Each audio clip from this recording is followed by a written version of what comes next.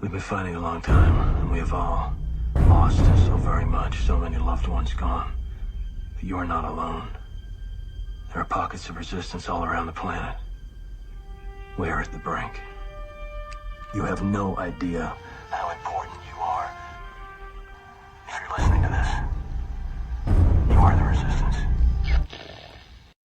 Ave Maria Stella, Dei Mater Alma, atque semper Virgo, Felix Telipor. Welcome, everybody. Steve with Sense Fidelity, coming at you with a solutions watch. If you're a Corbett Report fan like myself, he has a solutions program because we get talking about all the problems from here to the end of time, and everyone loves it and make money off it, but nobody ever talks about solutions. What can we do about things? So Devin Rose, I met him a couple years ago. He's a friend of the channel. Welcome to the program. He came up with a solution for, we'll get to that in a minute. Devin, how are you? Welcome to the program. How you been? Steve, very good. Thanks for having me. Yeah, it was 4 or 5 years ago at a Catholic Answers conference, and you had all like the traditional books, and I gave a talk, but I was just starting to go to the Latin Mass at that time, and had come across all of your stuff. So yeah, very good to be here and get to chat with you. That was cool then, because I was a fan. I read your book, was it Protestant Delusion, and you have two of them. And then you come up to the table. Hey, I'm a fan of the thing. I'm going, hey, this is. I think I just passed 100,000 subscribers, maybe at 80,000 or something. I brought Ryan Graham with me. We both shared a table, a 6-foot table for two groups. We're like, hey man, you want to split this thing up? Let's do it. And yeah, one of the guys there comes over. I know the channel. I'm going, I was not expecting that at all. So I thought that was cool. And then you go surfing. I'm going, I want to go surfing. Why am I at this table? I already talked to everybody here. So, all right. So tell us a little bit more about yourself. What projects you got besides the one we're here for? Yeah. Well, you mentioned I have 2 apologetics books that Catholic Answers published over the years. One's called The Protestant's Dilemma.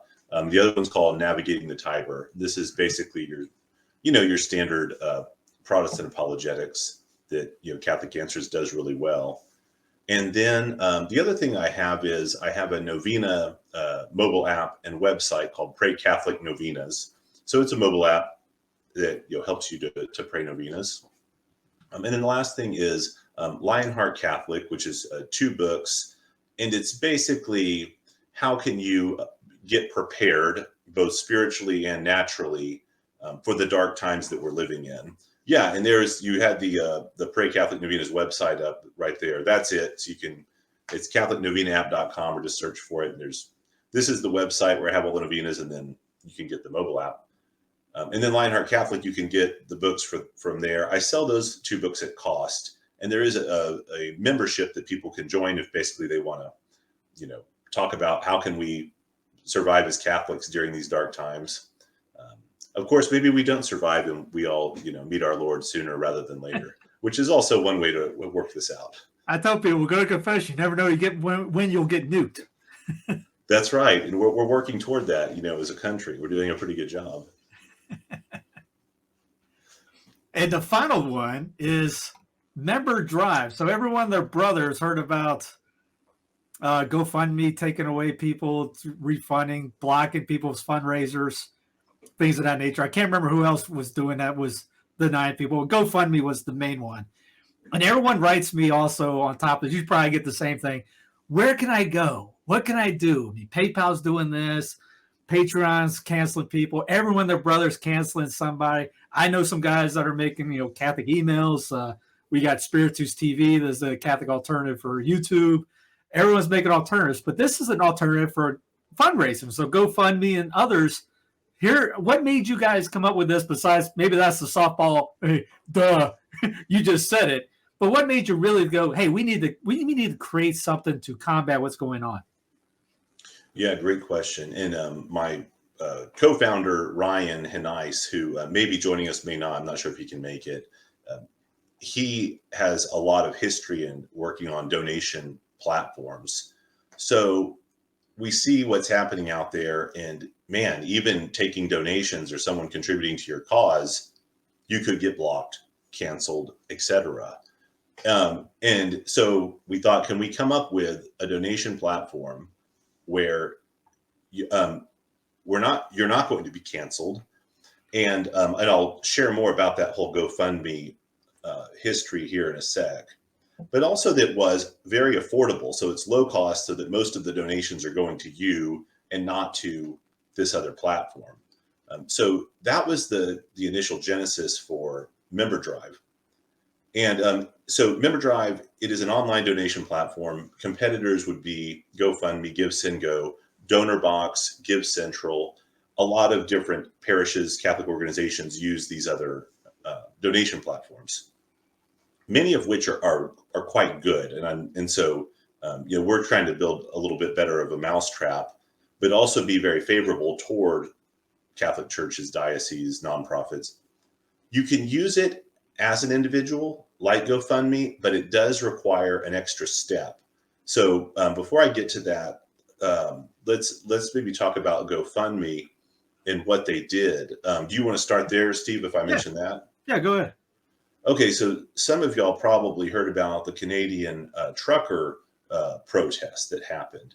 So this was during the stuff from a few years ago, and they were protesting the many terrible things up in Canada. Well, $10 million was donated to them through their GoFundMe campaign, and GoFundMe said, someone knocked on our door from the government. We're not going to give you this money.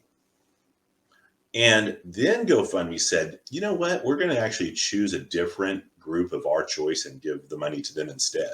Well, people went ballistic, obviously, because we gave money to this cause and you're giving it to random other thing.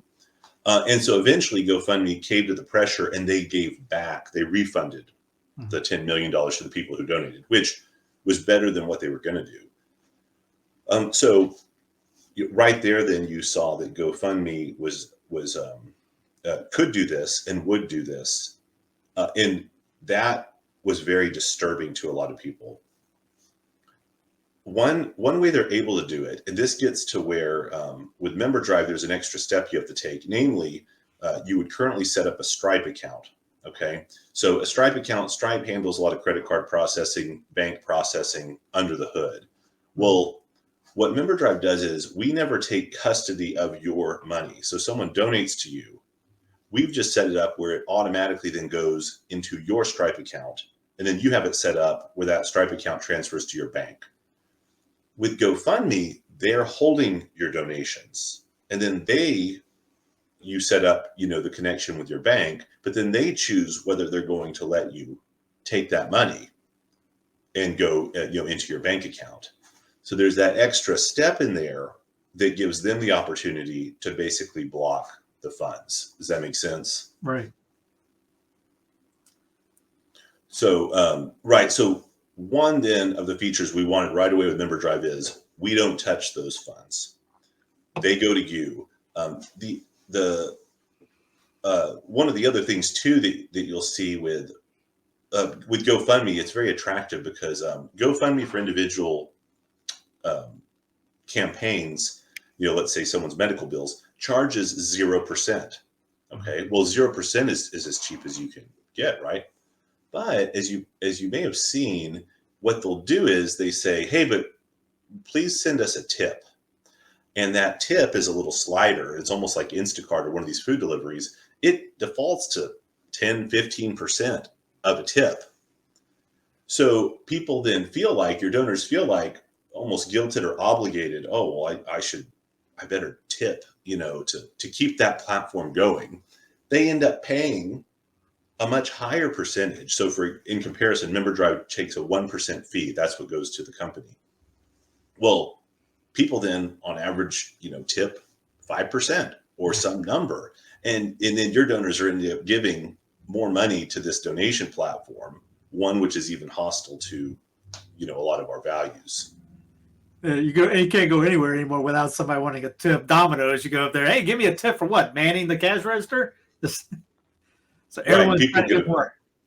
Yeah, people get offended, right? And so one of the things with Member Drive is we said, how low could we make our fee? and 1% was kind of the magic number. And in comparison, the nearest competitors to us, most of them take 2% to 4%. That's pretty common. When you get to something like Patreon, right? If you want to have a membership through Patreon or something, that can take 10% or 15%. So Member Drive you could do a membership type of platform like Patreon. You can give members updates and exclusive content. So one of the things we offer is, how do you keep people who've donated in the loop with what you're doing in your campaign? What's the progress you're making toward, building your church or making more videos on your platform? So you can keep them updated and have that members only content for them, or also make content that's public. So that's one of the things that we then have with Member Drive. Incidentally, we're eating our own dog food, as the expression goes, because here in Tyler at St. Joseph the Worker Parish, we're actually building a new church because we're bursting at the seams. And so we're using Member Drive to take the funds so that we can build the new church. Yeah, that's it right there. Tradition and Beauty is the name of our capital campaign. Very good. I guess you go up here and just have the updates on here. And actually, you just showed me. I didn't realize we just hit $1.4 million mark. We've got to send out a notice on that. There's right there. We have a bunch of the different updates. So we just started a novena, ironically. Speaking of which, and so you can then update people. And then if you go to leaderboard, for example, this shows, and guess what? I didn't game this. I am honestly at the top of the leaderboard. It's, so this is one of the features that we offer is, some people call it peer-to-peer fundraising, social. It's, and effectively when you make a donation, you can then get a magic link. And then anyone who makes a donation through your magic link, that gets like credited to you. You don't get paid any money. It's all like a gamification type of idea, but it's like, oh, that person, recruited this many members to donate to this cause. So these people are real people who have, not just made a donation of some amount, but also gotten other people to join. Got others to help out. Okay. Yeah. I think I'm at the top of your Census Fidelium one too there. You are. Yeah. Because you're at the top of everyone's leaderboard. Hey, this is the only other one I've donated to. So you're the Tiger Woods of Member Drive right now. Well, I guess Tiger Woods of 2012, 2015 time. Yeah, back in his heyday, right? Yes. So, and you got articles out here just to talk about fundraising platforms, deep dives, explore Member Drive, memberships. And you can create as many of these as you want to. Like if I have, for St. Joseph, you can create 16 if you want, 20 different campaigns. Correct. If you're wanting to do whatever you want. Yeah. For example, this is phase 1 of our campaign. There's 3 phases in total. So we'll have these different phases. Mm-hmm. You could decide, hey, I want to help my friend, translate these books from St. Robert Bellarmine, into English. That's the XYZ project campaign. Hey, everyone can donate to that. So it's kind of like your hub. And then you as the admin are going to be able to see all your campaigns, the progress. You can put whatever you want, in those, but they're separate, efforts, if you will. So here's an alternative. Instead of giving out to groups that don't like you, might give money that they make to, say, Planned Parenthood, maybe, you can know that Member Drive will not be doing any of that. And it's a Catholic group that is behind this. So it's helping one of our own. So it's kind of a support. Can parishes themselves not say like they're just doing don't they do like online donations anymore instead of you give a check or whatever, the paper thing on the envelopes? Can they set up to be able to donate for individual masses throughout that, or? Well, right. So you can have basically almost like what you did for Census Fidelium potentially. And that's, hey, this is just the general fund or the general campaign, right, that you can donate to. And let's say you want your parishioners to donate there. Well, great. You can set it up where they can do recurring credit card donation. A feature we're implementing right now is a recurring ACH donation. So, a lot of times the credit card fee, even though we take 1%, the underlying credit card processor will take anywhere from 2.2% to 2.9%. That's one of the bad things about a credit card, right? And most people, I don't know, I thought most people knew this, but maybe they don't. The credit card processors take a hefty fee. ACH, which is basically the direct bank transfer that is used also frequently, is a much lower fee. It's anywhere from the base fee is maybe 0.3 to 0.8%. So whenever I'm donating to the parish, I like to either write the check because I know there's not going to be a fee taken, or to make it easier, I like to use the ACH because I know it's more convenient for me, and it's going to take less of a percent. So that feature is going in right now, and is really key, I think, especially for Catholic nonprofits and parishes and dioceses to maximize the donations they're getting. And it was super easy to set up. It took me literally seconds. I had one little hiccup, and that was on my end. But outside of that, I think I set this thing up in probably 30 seconds. I was so impressed. I was like, Steve's already signed up.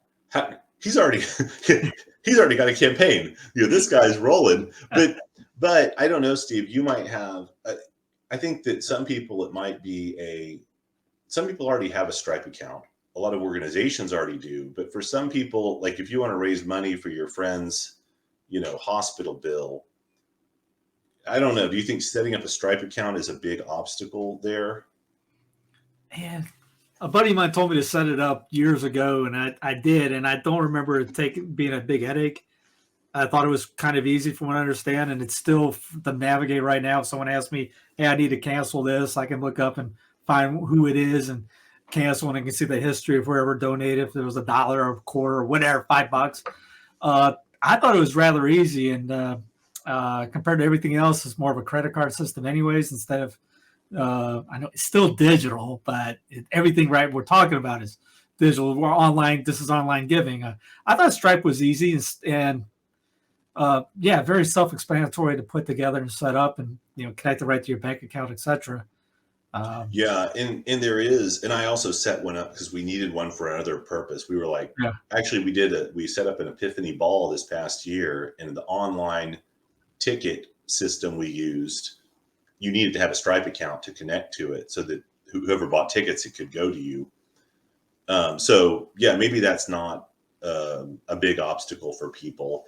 I've recommended Member Drive more for like the nonprofit, the organization, rather than the one-off, hospital bill for my mom.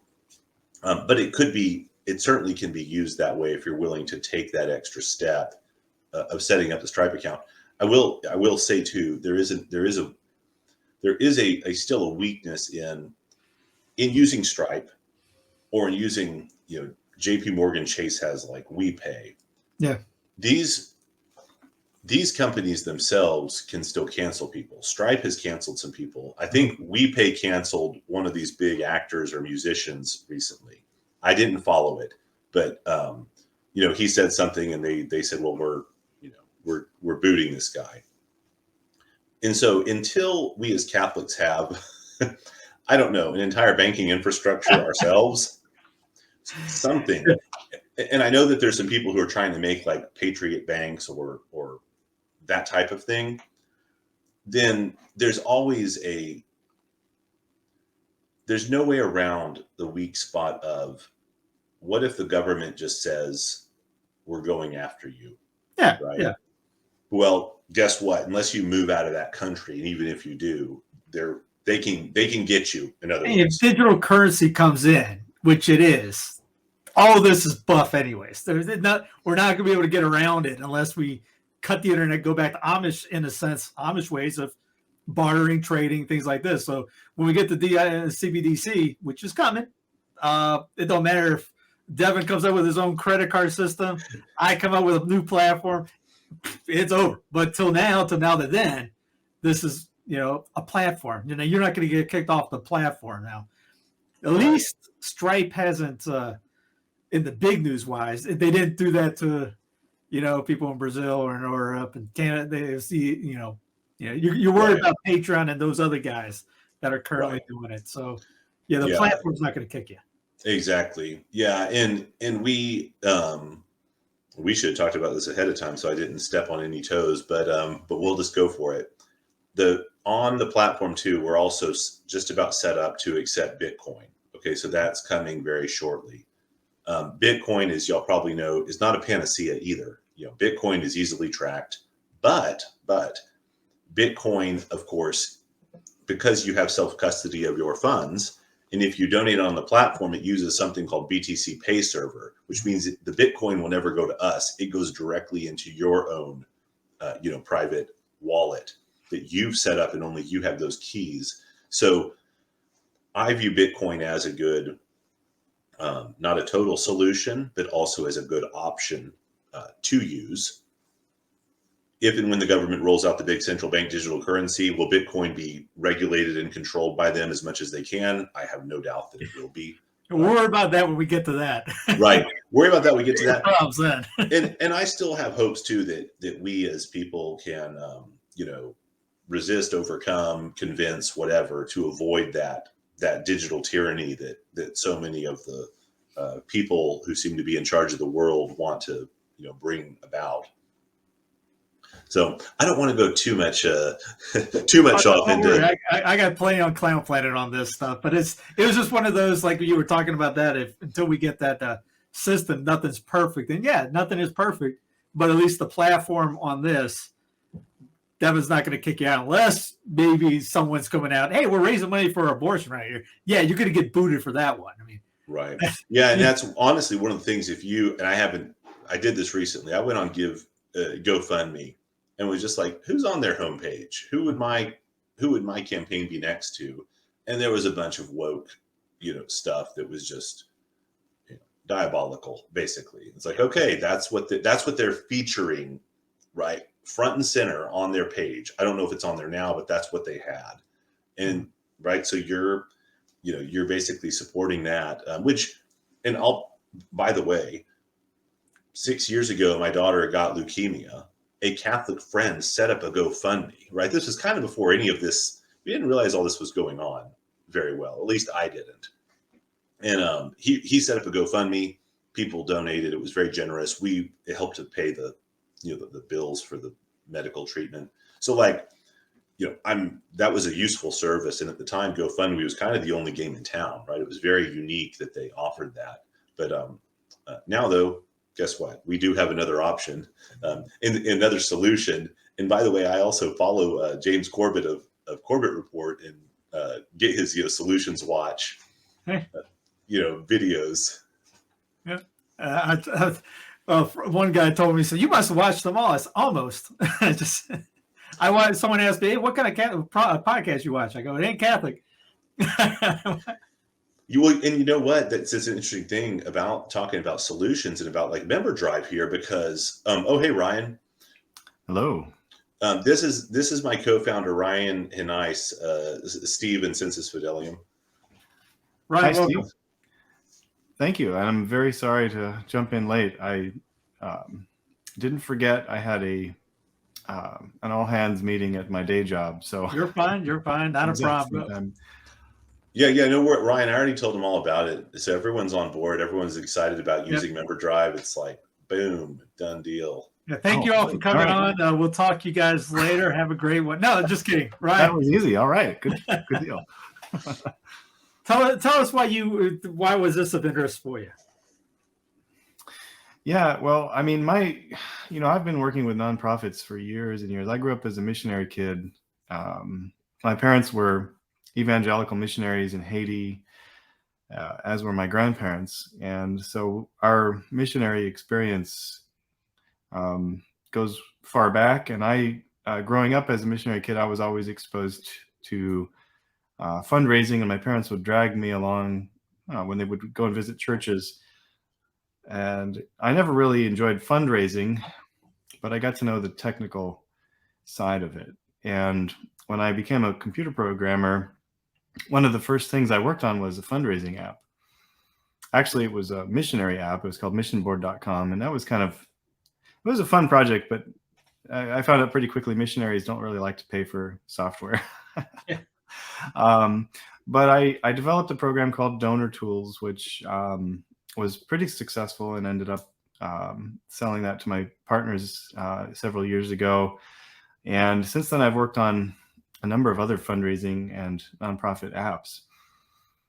I got the idea for Member Drive, and stop me if you guys already went over this, but it was when we lived in Austin, I used to listen to relevant radio when I would drive, and twice a year they would do their donor drive, their fundraising drive.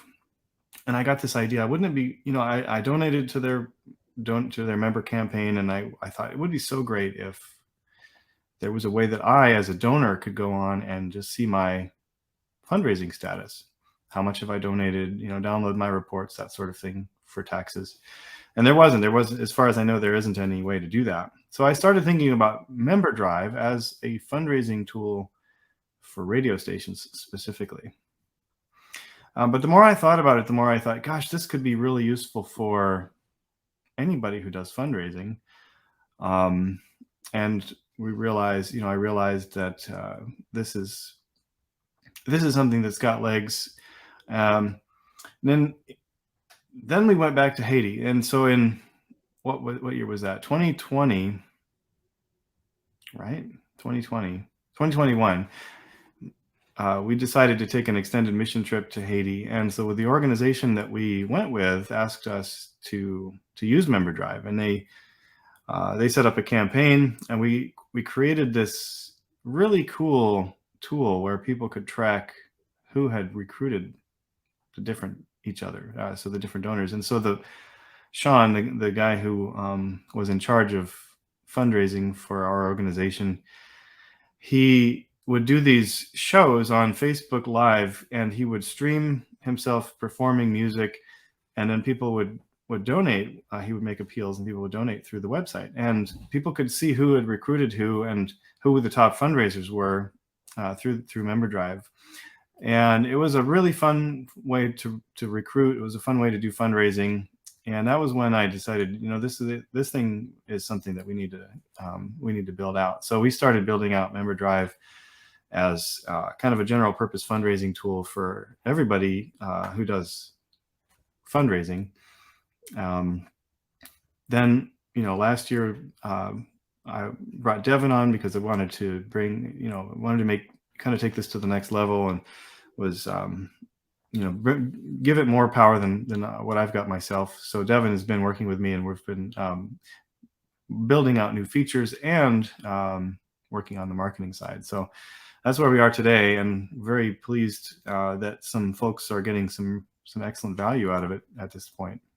I didn't ask. When did you guys start? How long has it been going? A couple months, a year? Well, let's see, Devin, when did we partner together? We partnered together last year. We partnered last year, but you started it 2 or 3 years ago, right? I actually wrote the first line of code, I think, almost 4 years ago. So I've been working, kind of tinkering on it and adding to it here and there until last year, when I really started working on it in earnest. Yeah. So when did it go live? How long ago has it been live? Well, let's see. So we did our fundraising campaign with Haiti 180 when we went to Haiti in 2020. So that would have been, I think, January of 2020, if I remember correctly. Yeah. But it wasn't something that was available to everybody. In fact, I didn't even have a sign-up form. So it wasn't, nobody could sign up except for you could donate, but that was it. So I think we put up the sign-up form last year, and then started doing some marketing in 2022.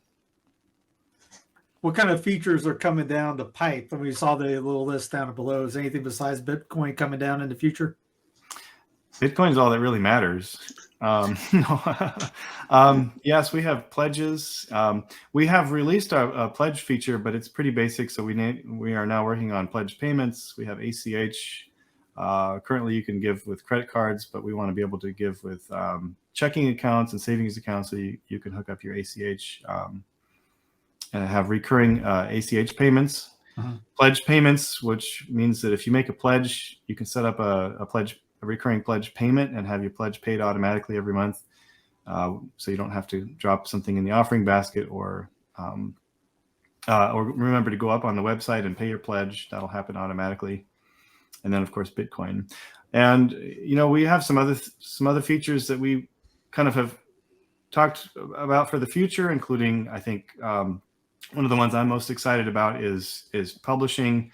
And so having a list, having a mailing list, and being able to send out emails to your mailing list will be very exciting. I liked how when I signed up that you had the option of putting together a thank you note. I don't think any other group, I don't think so. I haven't used GoFundMe in a while. Did they have a thank you note? But I thought that was cool that you sign up and say customize your own thank you note for anybody that donates to you. I thought that was pretty neat. Yeah, and I mean, communication is key when you're doing a campaign. You need to keep people informed, and you also need consent for communication. So we want to make sure that we don't overwhelm people, and so there's unsubscribe tools. But currently you can create a post which is like a blog post, and then you can have that mailed out to your list, and then so people can unsubscribe and subscribe to your mailing list through your campaign page, and then whenever you make a post, then people will get an email. And actually, one of the things that I like most about that feature is we have members only. We have public posts, which everybody can see, but then we also have members only posts, which you have to be a member of. In other words, you have to be a contributing donor to the campaign in order to see posts. So if you have members only posts, then it's a way of encouraging people to donate in order to see the content that you've posted. So in that way, it's a little bit like Patreon, where if you have if you're somebody's patron, then you can see certain content. So if somebody's sitting at home going, is this right for me? Could this be about, I'm running a nonprofit, or I'm an individual, or I'm just looking to this, or I'm a parish? Obviously, the parish is yes, but how does somebody go about knowing, is this right for me? Obviously, just because it's a Catholic-based group doesn't mean you just sign up to get some money out of this thing. Who should be looking to get involved? Yeah. Well, one thing, I guess it's important to know, what we're not trying to be like GoFundMe. GoFundMe is a great platform if you're an individual or if you're raising money for an individual. And the reason that they're a great platform for that is because you don't have to set up any new accounts or sign up for any financial services. What happens is when GoFundMe collects your donations, they keep your donations in custody until they pay them out to the recipient, and there's some conditions about how the funds are paid out to the recipient. So, but it's really handy because you don't have to actually go up and create any new financial accounts. With MemberDrive, you'll have to create a Stripe account, and Stripe is a way of accepting credit cards, and they also make it possible to take ACH payments from people's bank accounts. So there's a little bit of work involved, and a lot of organizations already have those accounts set up. And so if you have a Stripe account already, it's just a matter of connecting with Stripe and clicking a few buttons, and you're good to go. If you don't have a Stripe account, it's a little bit of work to set something up. So the best way, the best customers, let me back up and say that if you're a nonprofit organization already, MemberDrive is, and you do fundraising for campaigns, MemberDrive is a great fit. If you're an individual, probably GoFundMe might be a better fit, but that's not to say that you couldn't. Individuals would be welcome as well, but you'd still have to go and get a Stripe account. Now, we don't require anybody to be a 501c3 organization. We don't check, we don't ask. You could use MemberDrive as an individual. In fact, that's one of the things that I'm excited about. You mentioned Bitcoin earlier. There are many, many people around the world who are unbanked. That means they don't have access to financial services at all. They don't have a bank account. They can't have one, or there isn't one available in their location. For those people, fundraising is all but impossible. So we have friends in Haiti who would love to do fundraising. They have a cause, maybe it's a school, maybe it's an orphanage or some other community organization, but there isn't a way for them to do fundraising because they can't set up a bank account.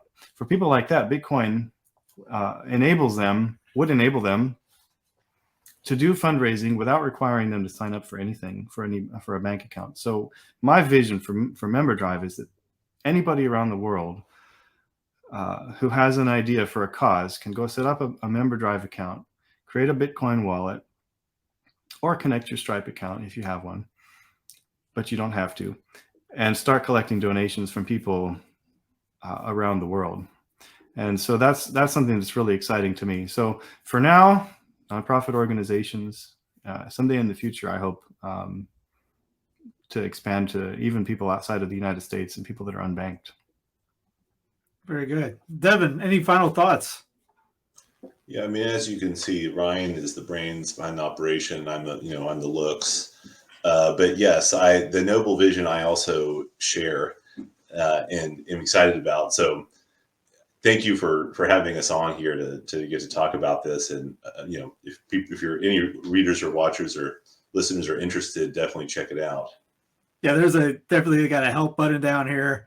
Like I said, when I set up it was very quick, painless, very easy. And I'm an idiot when it comes to computer stuff. So I mean, I hit my boy up, say, "Hey man, how you get the Stripe thing up?" And then, if it doesn't have an API, I think the API is the code.